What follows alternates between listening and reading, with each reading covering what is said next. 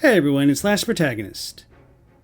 Although it's not super well known in the West, Dungeon Fighter Online is one of the most popular MMOs of all time, having grossed well over $22 billion, so when I found out that the First Berserker Khazan was being developed by the same studio that created DFO, I was intrigued. They obviously know how to make compelling action combat with the potential to hook millions of players, so how would a single-player game driven by the same developers look? Would it meet players' expectations? With these questions in mind, I decided to give the demo available on SteamWorld, and I have to say, I was disappointed. At first. Khazan opens with Khazan being chained and bound, transported across a winding mountain pass when an evil spirit causes an avalanche to set him free and possess his body. Although the tendons in his arms were cut, the spirit heals his wounds, allowing him to escape and set out for revenge. This part's actually pretty cool, but once you gain control of Khazan, the game ends up playing a bit like a Souls-like, and the reason I was disappointed is because Khazan's moveset felt a bit bland and uninspired with how basic his attacks were, and how you couldn't effectively chain light attacks into heavy attacks and vice versa.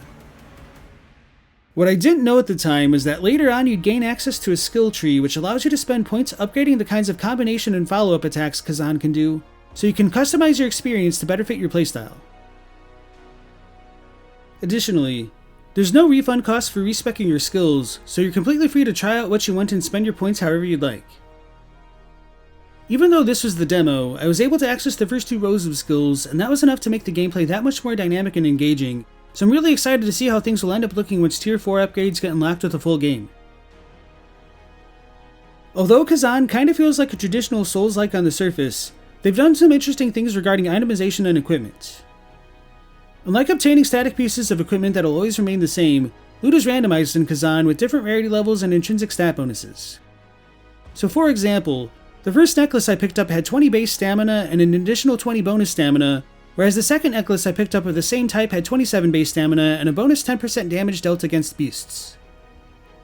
I ultimately don't know if this is a good or a bad thing though, because I imagine things can get grindy if you're fishing for certain drops, but as far as initial impressions go, it feels like a breath of fresh air in the genre and makes it exciting and rewarding fighting enemies to see what kind of loot they drop. Perhaps what may be the most exciting aspect of Khazan's itemization is the addition of set bonuses to equipment. So the more items of a similar type you wear, the more bonuses your equipment will provide. Some of these bonuses seem pretty impactful, like increasing max stamina by 100 points, and with this only being the very beginning of the game, I'm curious to see how crazy things will get in the full release. Although Khazan has some wonderful quality of life features, like continuing to gain experience just for fighting bosses rather than only killing enemies, some things felt a little off and could use some adjusting. For instance, right now some stats just seem outright better than others, and part of the reason I didn't know there was a skill tree in the game is because it doesn't even exist in the menu until you randomly get a prompt in the second mission telling you it exists, and now you can allocate points for it, with no story tie-in whatsoever. It'd be one thing if they're obtained naturally as part of the story like the weapons are, but they're not, so it feels kind of arbitrary when the window pops up, and the same thing goes for obtaining the javelin as well. I'd prefer it if they were at least in the menu when you first started the game, at least that way it might help dispel initial impressions like mine of Khazan being more basic than it really is. I also don't know if this is because it was only the demo, but I noticed that there were some collectible items that could be broken in each stage, but there's no way to travel back to these areas to make sure I'd gotten them all. This could be for narrative reasons, and the game might open up later, but it really sucked to find out that I either missed or forgot to break one of these things early on in the game, and that I need to restart it if I wanted to 100% it. But again, with only having played the demo, I don't know how grounded these fears are. It also feels a bit weird to me that in order to choose the game's difficulty, you need to go through the entirety of the intro mission, making it feel like the devs put the cart a little before the horse on that front, but that's not very important.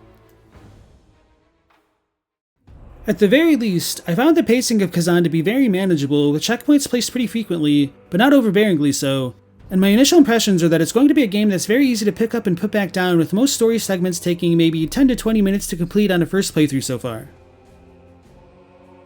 Although I was initially disappointed with the combat, that feeling was dispelled once I was able to access the skill tree, and I really like the customization it offers. So for instance, if you want, you can go all in, specializing in greatswords and guarding and countering enemy attacks just as easily as you can specialize in dual wielding and dodging incoming hits. The only kind of drawback to the system I'm feeling so far is not being able to easily swap between weapons on the fly, but I'm genuinely excited to see what the full release will bring. The final boss at the end of the demo is a pretty big spike in difficulty, and I had a lot of fun fighting it. If the ending cinematic is anything to go by, looks like there's going to be much more in store for us like it when the final game releases on March 27th.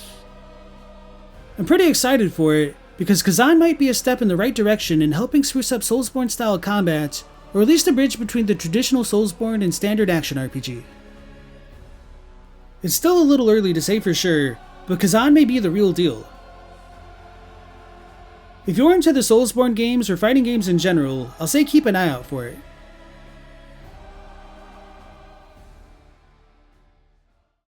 Thanks to all my patrons and channel members for your continued support, and you for watching till the end of the video. Please consider liking and subscribing if you enjoyed it, and hopefully I'll catch you on the next one.